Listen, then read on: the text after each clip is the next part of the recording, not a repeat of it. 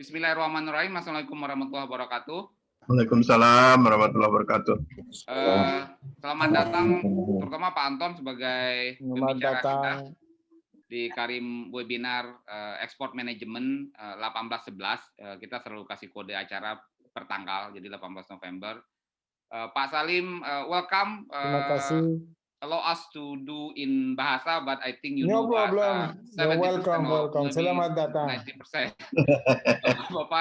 Pak Salim adalah Konsul Kehormatan Indonesia untuk Mauritius, partner kami di Karim International dan Indonesian House. Jadi terima kasih kepada Pak Salim. Jadi inisiatif beliau yang menawarkan ruangan. Jadi kita memahami kalau ekspor Indonesia itu ternyata barang-barangnya bukan barang-barang industri.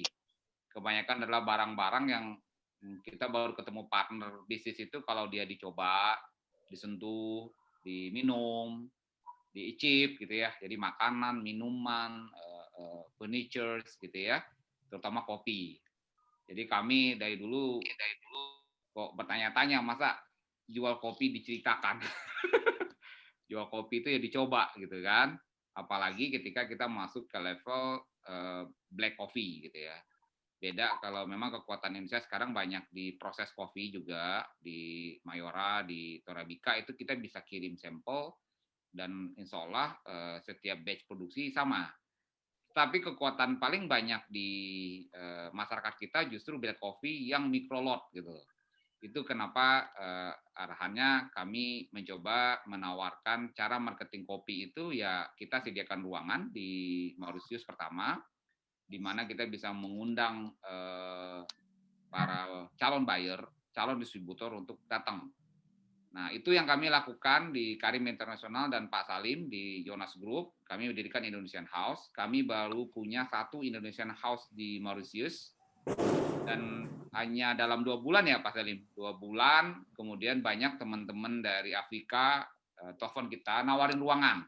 Jadi kita bakal punya di Togo, ada nawarin beberapa negara lagi, tapi tetap Central Indonesian House by Karim itu di Mauritius. Karena banyak faktor-faktor non produk yang kita diskusikan di Mauritius, how to deliver the product, logistik, central management, kemudian juga macam-macam gitu ya. Dan rasanya kita we are planning not only one-time selling or agreement with the buyer and seller.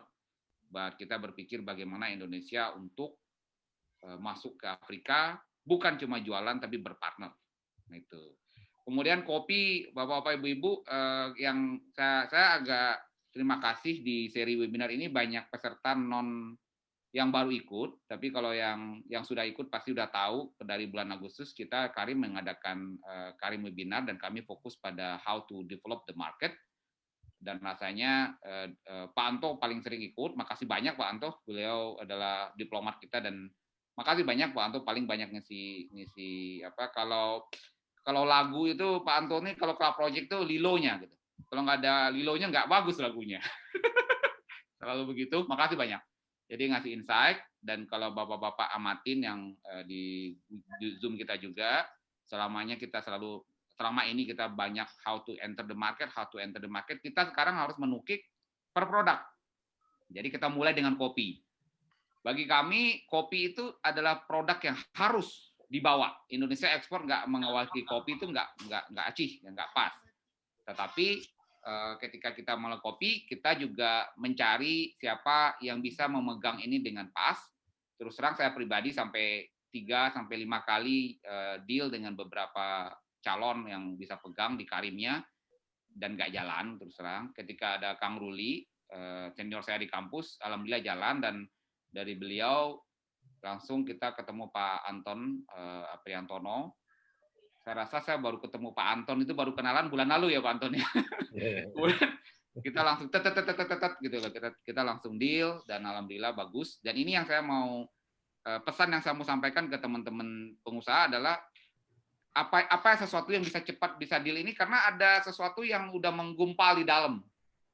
Jadi bukan karena hebat gimana, udah sesuatu yang menggumpal di dalam. Jadi ketika saya baru kenal Pak Anton duduk, ntar visi lu gimana visi kamu gimana tuh ekspor, kita sampaikan itu, kita udah di meja itu ada Pak Anton, Pak Jamil, udah Bu Hindar, kita udah Pak Gandhi, kita udah saling senyum-senyum aja karena memang ini yang kita tunggu gitu ya.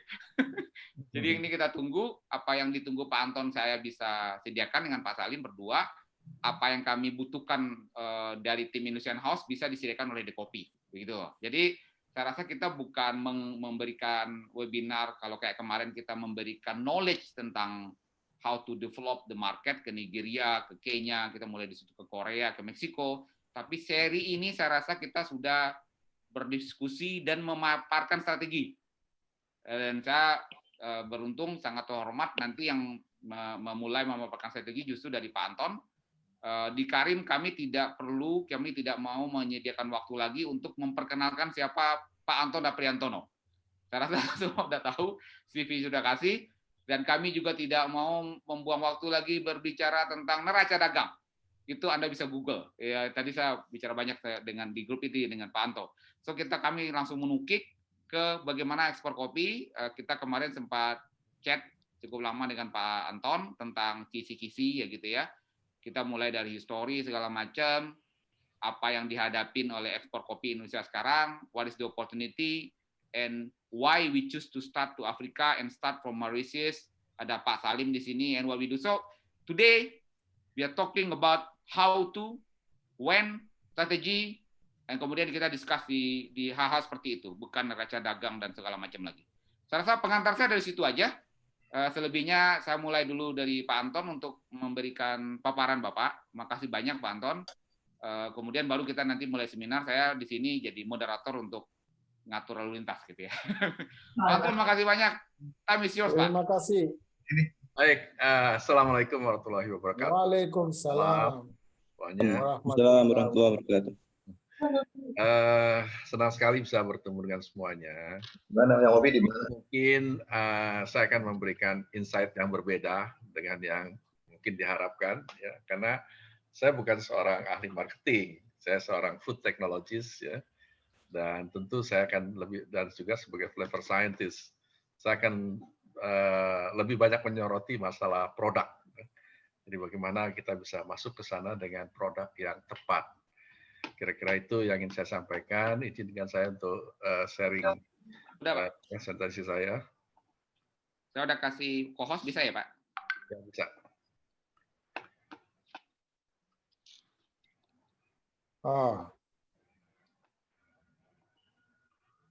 Bagus.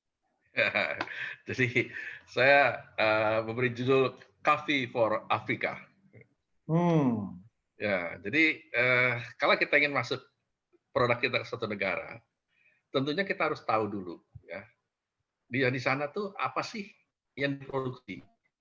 Apa sih yang sekarang berkembang? Apa sih yang diminati? Saya melihatnya dari sisi produk, ya. Nah, dari situlah kita bisa berpikir apa sebaiknya kita masuk ke sana. Kekuatan apa yang ada di sana? Kekuatan apa yang ada di kita? Gitu. Bagaimana di sana kesukaan terhadap kopinya? Kita tidak harus mengikuti apa yang mereka sukai pada saat ini. Ya. Saya selalu mengatakan bahwa kalau kita ingin masuk ke dalam suatu pasar produk kita, itu memang ada yang mengikuti tren pada saat itu. Tapi juga kita juga harus berpikir out of the box gitu. Bagaimana kita bisa masuk dengan sesuatu yang relatif baru tapi disukai di sana. Nah, ini satu tantangan tersendiri. Tidak mudah memang, tetapi itu bisa gitu. Saya selalu terinspirasi oleh senior saya yang sama-sama di teknologi hasil pertanian. Saya lulusan teknologi hasil pertanian angkatan lama, ya, IPB. Dia cerita bagaimana dia mengembangkan nata de coco yang saat itu tahun berapa lah, 70-an mungkin ya mulainya.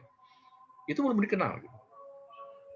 Dia mencoba mengenalkan nata de coco itu, dia simpan di warung, dia kasihkan ke tetangga dan seterusnya supaya orang kenal itu apa itu nata de coco. Dan kita sekarang tahu sudah nata de coco sudah bukan barang asing lagi.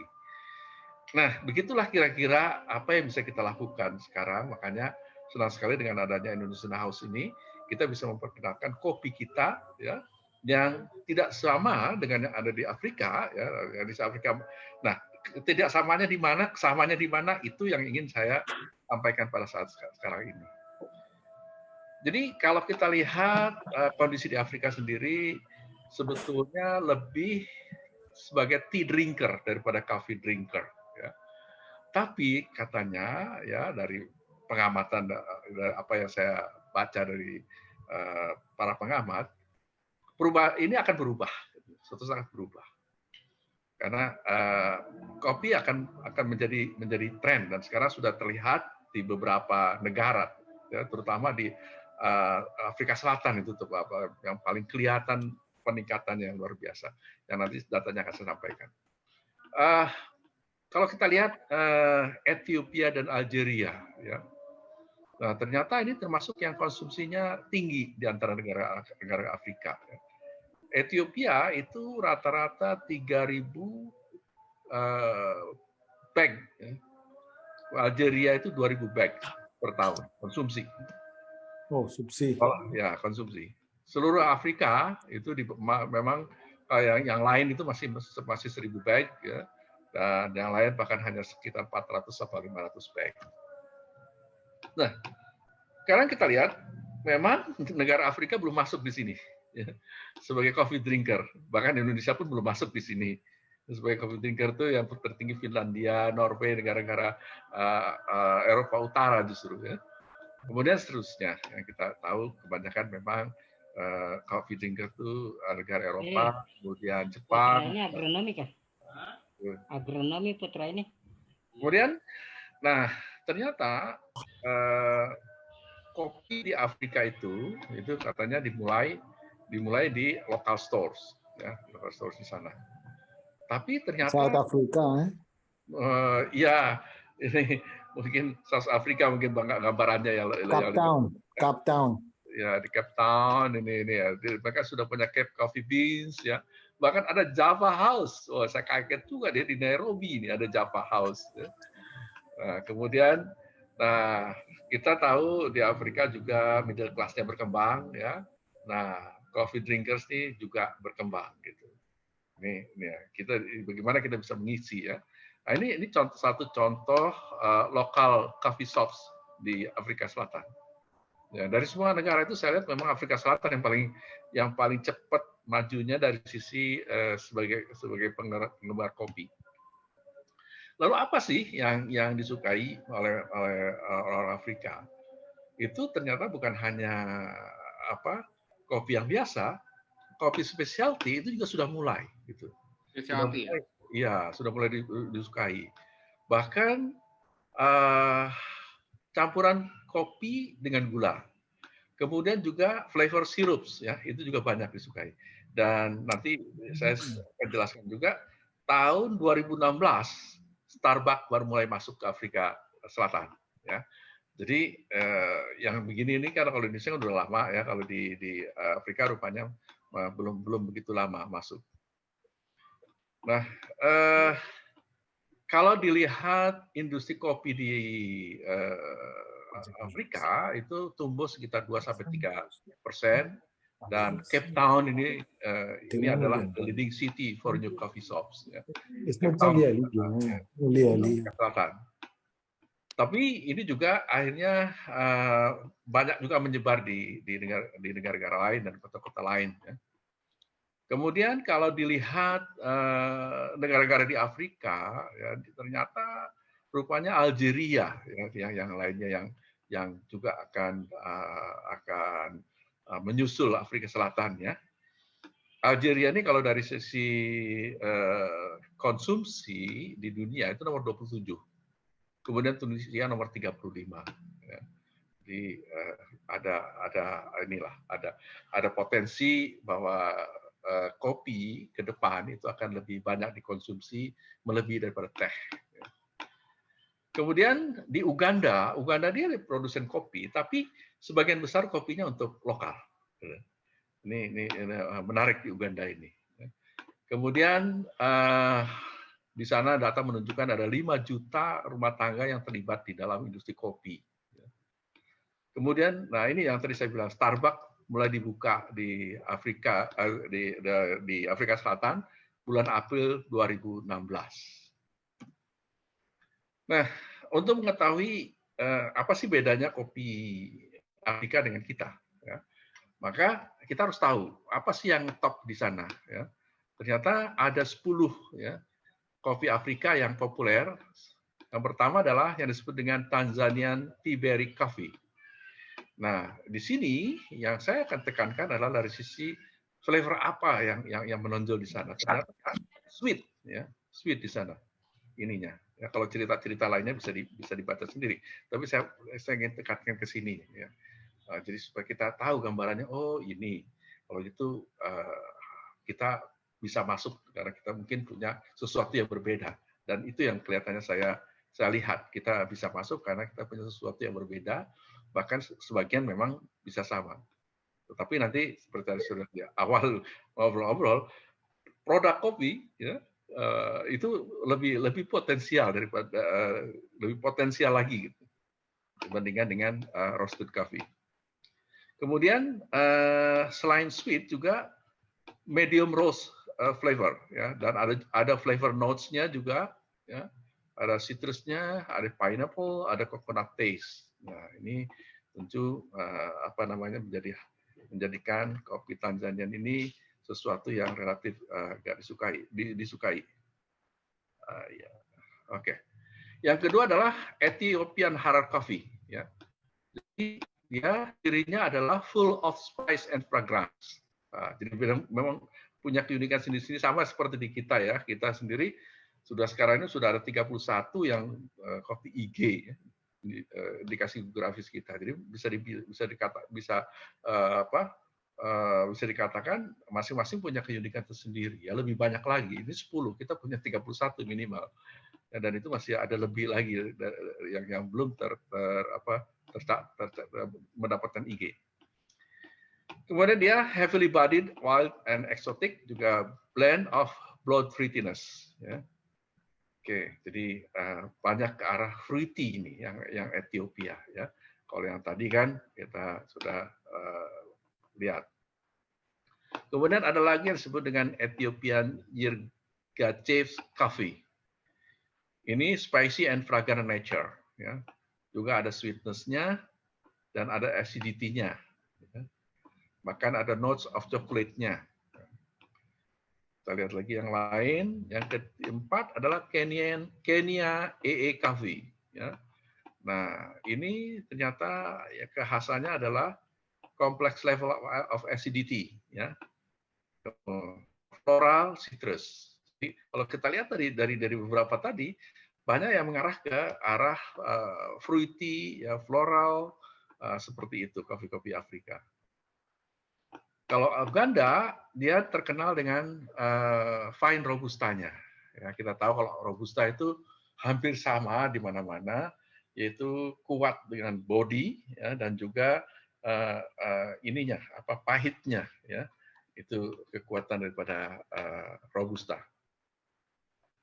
Kemudian untuk Madagaskar, ya, Madagaskar ini ternyata variasinya banyak. Ya. Jadi ada macam-macam, ada di sini mereka menyediakan yang light roast, city roast, medium dark roast, ya, dan bisa dibayangkan aromanya itu juga ada variasi. Kemudian yang ketujuh Burundi AA Kirimiro Coffee, ya. Nah, dia lagi-lagi heaviness and richness, ya, floral flavors of lemon and black tea, and delicate hints of spice cloves. Ya.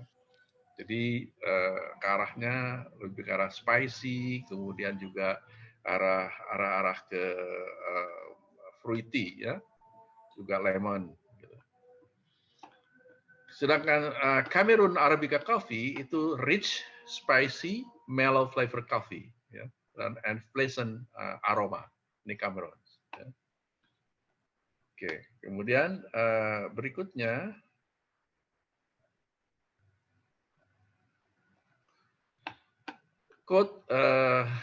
the Ivory, ya, Ivory Coast, ya. Ivory Coast ini kekhasannya adalah a bit bitter and cold, tapi flavorful. Kemudian yang terakhir adalah dari Kongo, ya. Kongo fruity and subtly sweet linger, ya, sama a plum aroma. Jadi lagi-lagi ke arah fruity, ya, fruity flavor. Oke, itu adalah 10 kopi Afrika yang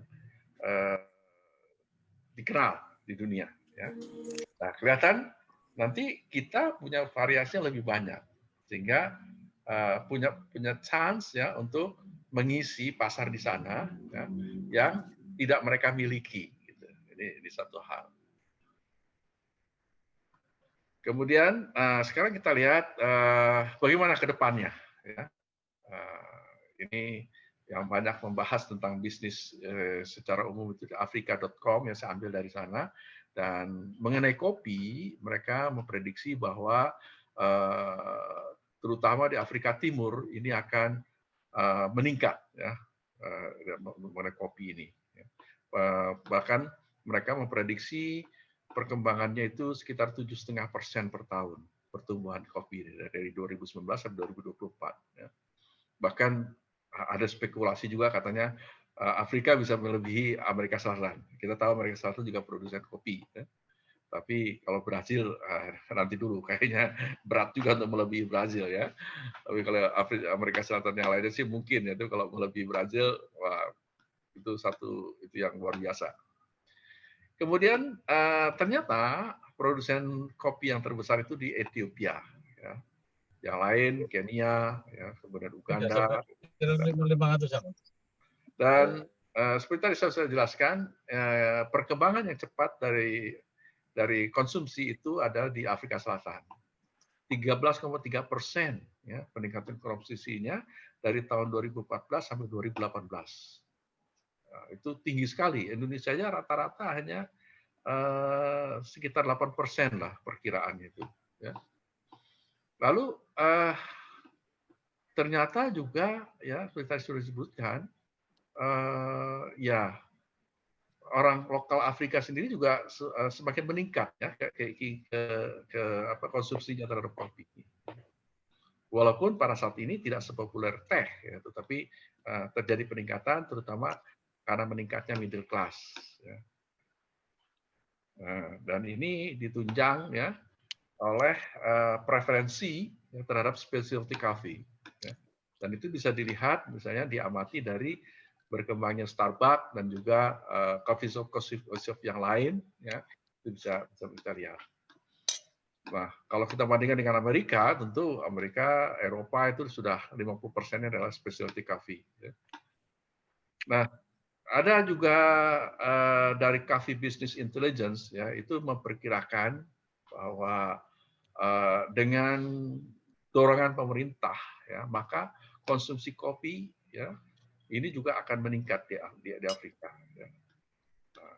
Nah, itu dia tunjukkan dengan berkembangnya coffee house ya, di seluruh Afrika. Ini ya kalau kita ingin melihat data Afrika Selatan, ya perkembangannya cepat sekali dari 2014 sampai ke 2018, 13,3%. Cepat. Lalu apa sih yang disukai sisi jenis minumannya ya? Kita kalau tadi kopi secara umum, sekarang saya menyebut coffee drinks ini ya seperti kopi-kopi yang untuk millennials itu yang saya maksud dengan coffee drink. Ya. Nah ini ya, ini bisa kita lihat misalnya di Starbucks ya, di Afrika Selatan. Ternyata memang nggak jauh beda gitu dengan di kita ya. Kalau di Starbucks tuh udah standar banget ya, kayaknya cafe americano, cafe latte, cafe mocha, cappuccino, caramel macchiato, espresso, vanilla latte, ice cafe americano, ice cafe latte, ice cafe mocha, persis sama seperti di sini ya. Jadi ternyata di sana juga kopinya disukai. Ada kekhasan tersendiri ya, yang disebut dengan African coffee. Ini oleh Pragmatic Kitchen, ini saya ambil dari sana. Dan ternyata itu adalah kopi rempah kalau di sini. Nah, berarti ini satu satu peluang juga ya, kopi rempah yang ada susunya. Jadi ternyata itu juga satu hal yang disukai ya. Nanti Pak Salim bisa bantu saya konfirmasi nih, benar nggak? Tapi di literatur yang saya baca ya itulah ya. Nah terus ada lagi ini mirip-mirip Irish Coffee. Nah, buat orang Islam tentunya nggak ini nggak berlaku ya. Amarula nih Pak, alkohol nih Pak. Iya, Amarula Coffee ya. Tapi ya paling tidak kita tahu bahwa ternyata yang kayak gini nih disukai. Jadi Amarula Coffee ini terkenal di Afrika Selatan. Nah, kemudian berikutnya adalah, nah ini ya, ini saya kira data terakhir yang ingin saya tonjolkan. Ada 6 ya yang populer. Nah, ada 6 merek nih, ada Dawes Egbert, Jacobs, Frisco, Nescafe, Ricoffee, Nescafe Gold. Ya. Dengan harganya itu yang paling mahal yang Dawes Egbert. Kemudian apalagi yang disukai. Nah ini ini kaitannya nanti dengan bagaimana kita bisa masuk ke sana produk kita. Ya. Nah, apa sih yang diantaranya sekarang yang disukai? Ya, ternyata yang seperti ini. Jadi yang ke arah creamy. Jadi memang kelihatannya ini memang sesuatu yang bisa dibilang global ya, sesuatu yang ya campuran kopi dengan creamy, kopi dengan susu itu sesuatu yang global disukai oleh hampir semua orang di dunia gitu. Nah, ini jadi coffee flavor drinks ini ya, ini blended. Nah, cuma blendednya itu ada kopi, ada chicory powder, nah di samping juga ada mungkin kelihatannya susu ya atau cream. Terus apa lagi? Berikutnya adalah Ricoffee ya. Jadi Ricoffee ini kelihatannya di sini campuran apa nih? The mild sweet flavor ya. Jadi ini chicory juga ya. Dari chicory juga ya. Chicory dan kopi. Kemudian ini instant coffee dari sisi taste-nya ya, smell and aroma, taste, strength of coffee flavors ya. Ini ternyata Nescafe itu masih unggul ya. Dawes Egbert unggul, Jacobs ya. Itu ya, 3 yang ternyata yang unggul. Ada lagi creamy coffee taste. Nah, lagi-lagi yang model creamy kayak gini ini yang banyak disukai. Nah, terakhir apa yang bisa kita buat ya untuk sesuatu yang relatif baru gitu bagi mereka. Sesuatu yang bisa kita coba ya, bisa kita coba. Di antaranya misalnya sparkling coffee ya. Sparkling coffee. Ya, sparkling coffee. Jadi kopi yang ada sodanya ya. Ya. Ini sesuatu yang bisa dicoba ya. Di Indonesia pun sekarang kan ini dikembangkan, tapi kelihatannya belum ada. Jadi kalau di kayaknya ada satu tapi nggak perform banget ya Pak. Ya, itulah mungkin ya. Mungkin belum banyak dikenal. Yang kedua apa lagi? Ini. Jadi ready to drink coffee ya. Jadi tadi kan sudah ada contoh-contohnya dalam bentuk saset. Nah, sekarang kita juga bisa kembangkan ready to drink coffee ya. Ini untuk mereka-mereka yang sibuk yang nggak sempat ke kafe tapi ingin menikmati ya di kantornya di mana. Saya kira ini juga satu peluang di mana di kita juga ini sekarang berkembang, apalagi dengan adanya dengan kasus COVID ini ya, maka yang ready to drink coffee ini berkembang. Lalu apa ininya? Seperti yang dikembangkan oleh Starbucks ini salted caramel mocha. Ya. Jadi kopi tapi ada rasa-rasa asinnya gitu. Itu ada. Kemudian apalagi cold brew coffee ya, cold brew coffee ini sebenarnya sudah berkembang, tapi saya nggak melihat di Afrika ini sesuatu yang common gitu ya. Mungkin sudah ada, tetapi sesuatu yang bisa kita kembangkan. Kemudian apalagi kaskara soda ternyata. Jadi dari kulit kopinya. Ini di Indonesia juga saya belum lihat. Kulit cerinya ya. Iya dari kulit kopi dari sisa apa namanya setelah dikupas itu loh dari kulitnya. Nah, jadi kaskaranya dari situnya kalau dibuat teh itu udah biasa ya. Jadi kaskara tea itu udah banyak. Nah sekarang ditambah lagi dengan soda gitu. Nah, ini suatu yang bisa kita coba. Kemudian mushroom coffee, ya. Mushroom coffee ini juga saya belum lihat di Indonesia, saya belum lihat. Tapi kalau dari sisi saya rasa gitu ya, ini sesuatu yang juga bisa populer. Ya. Nah, seperti ini ya kalau mushroom ini kan bisa dibuat dalam bentuk saset juga, dan ready to drink. Mushroom powder coffee latte blend, ya. Kemudian Tanya Pak Anton sebentar. Kalau boleh? yang mushroom itu bukannya ada itunya, ada apa? Ada hasisnya? Enggak ada, Bu. Enggak ada. Ada mushroom. Mushroom. Ya tergantung jenisnya, ya. Okay, Tapi secara umum mushroom itu edible, ya. Secara umum edible. Okay, Kemudian ada lagi oat milk coffee. Jadi oat, ya. Nah ini rasa-rasa yang relatif baru, ya. Ya. Oat milk. Nah, itu kalau di Eropa memang populer. Ya. Susu kambing. Nah terakhir ini, ya. Jadi terakhir ini di Swiss ini. Bagaimana menggabungkan susu kambing dengan herbal sedatif. Ya. Apa ini saya ketutupan ini jadi sorry ketutupan ini ya valerian root. Valerian root. Ini juga satu hal yang berkembang di Swiss yang mungkin juga bisa kita kembangkan. Saya kira itu presentasi saya, ya, mudah-mudahan bisa menginspirasi dan membuat kita lebih inovatif lagi untuk mengisi pasar di sana. Apa kira-kira? Tentu tidak semuanya, tapi kita harus melakukan research, ya. Seperti saya contohkan tadi, bagaimana orang bisa memperkenalkan sesuatu yang baru dengan taruh kita suruh coba, suruh ini dan seterusnya, ya. Nah itu cara-cara itu tentu di luar keahlian saya. Terima kasih, Pak Iskandar.